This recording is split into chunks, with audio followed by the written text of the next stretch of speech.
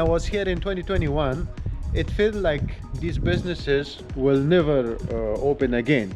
But this year in 2022, I already can see they have cleaned up everything, and it seems like this season it's going to be open. All of this is going to be open, and that's how I feel, and that's how I think.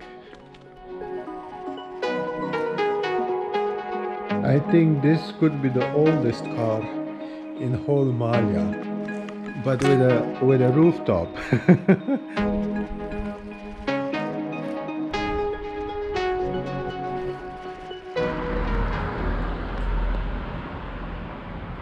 These cars are waiting for you to rent and go explore these places, like the Vai Beach, the Psychro Cave, Spinalonga, Agios Nikolaos.